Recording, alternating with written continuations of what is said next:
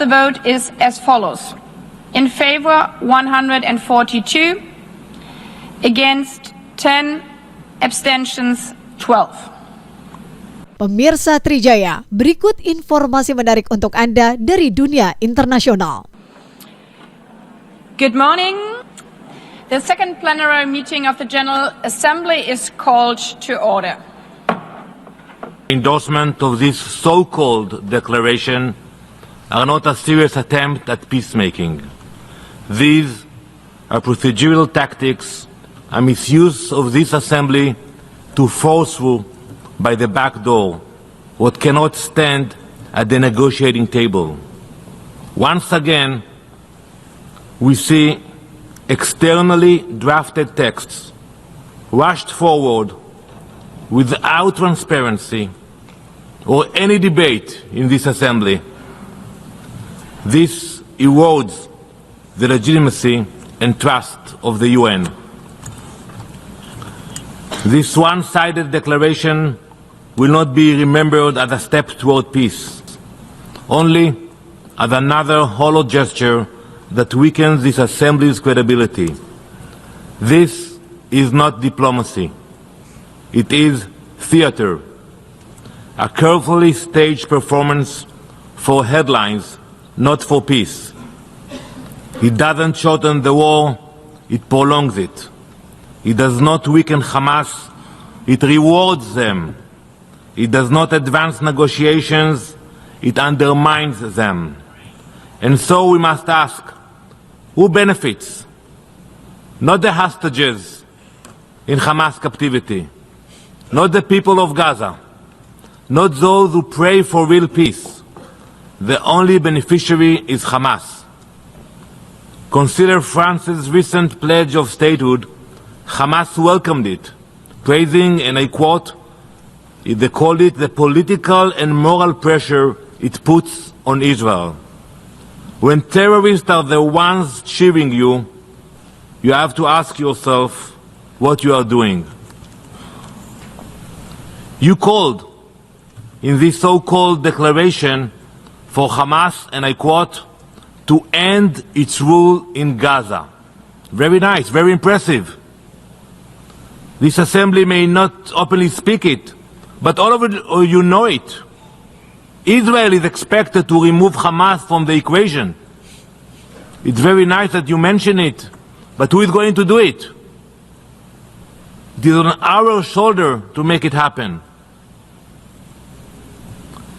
We are left to do the real work, to eliminate Hamas, the ultimate obstacle to peace. And make no mistake, Hamas is the biggest winner of any endorsement here today. By the time the speeches conclude, they will congratulate you. They will declare, this is the fruit of October 7th.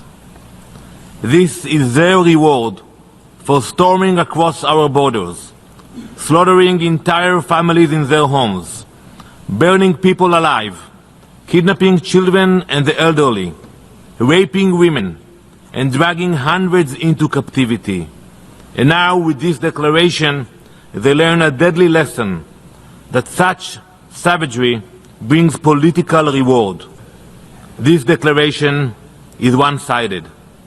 It does not designate Hamas as a terrorist organization, and it dares to equate the release of Israeli hostages with the release of convicted terrorists. Shame on you. This meaningless political maneuver takes place while innocent people remain blindfolded in Gaza's tunnels, starved, tortured, waiting. Meanwhile, many members of this assembly blindfold themselves by choice. By endorsing this declaration, you cover your own eyes. You choose not to see the truth, to ignore the facts. Israel will not wear that blindfold. We see the hostages. We see the terror. We see this declaration for what it is, a political gesture, an act of theater. Madam President, we will not allow Hamas to win in this assembly what it could not gain on October 7th. Assembly what it could not gain on 7th. The United States opposes the New York Declaration, as we oppose the high-level international conference for the peaceful settlement of the question of Palestine and the implementation of the two-state solution and the resolution that mandated it. GA action on the New York Declaration is yet another misguided and ill-timed publicity stunt that undermines serious diplomatic efforts to end the conflict. Make no mistake, this resolution is a gift to Hamas. It is likewise cynical, transparently driven by the domestic politics rather than a serious foreign policy agenda. As Secretary Rubio has noted, progress in negotiations aimed at achieving a ceasefire over the summer collapsed when one of the states organizing the conference encouraged Hamas's intransigence by announcing its intention to recognize a conjectural Palestinian state. Far from promoting peace, the conference has already prolonged the war, emboldened Hamas, and harmed the prospects of peace in both short and long term. The United States will not participate in this insult to the victims of October 7th, but we will continue to lead real-world efforts to end the fighting and to deliver a permanent peace. I thank the distinguished representative of the United States. The Assembly will now take a decision on draft resolution A/AD/L1/Revision 1 entitled Endorsement of the New York Declaration on the Peaceful Settlement of the Question of Palestine and the Implementation of the Two-State Solution. A recorded vote has been requested. We shall now begin the voting process. Those in favor of draft resolution A/AD/L1/Revision 1, please signify. Those against? Abstentions. The General Assembly is now voting on draft resolution A/AD/L1/Revision 1 entitled Endorsement of the New York Declaration on the peaceful settlement of the question of Palestine and the implementation of the two-state solutions. Will all delegations confirm that their votes are accurately reflected on the screen?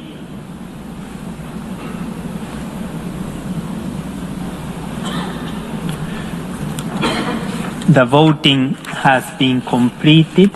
Please lock the machine.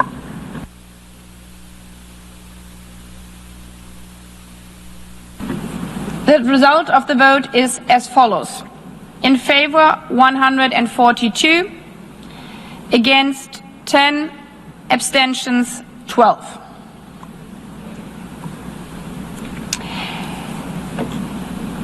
Draft resolution A/80/L1/Revision 1 is adopted.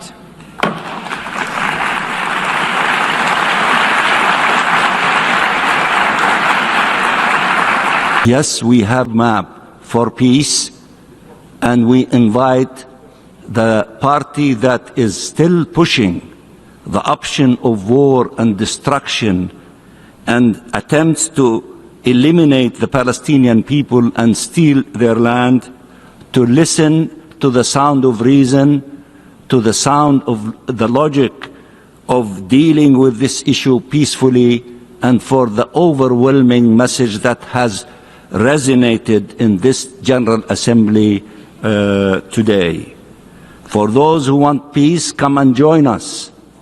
For those who want to save lives, come and join us. For those who want to put an end to the war in the Gaza, this aggression, come and join us. For those who want to release of the hostages and the prisoners, come and join us. For those who want to put an end to using the denial of food and to impose famine against the Palestinian people in Gaza, come and join us. For those who want to rebuild and to reconstruct the Gaza Strip, come and join us. For those who want to have an end to this illegal occupation, come and join us. And for those who are interested in the implementation of the historic advisory opinion of the ICJ, come and join us.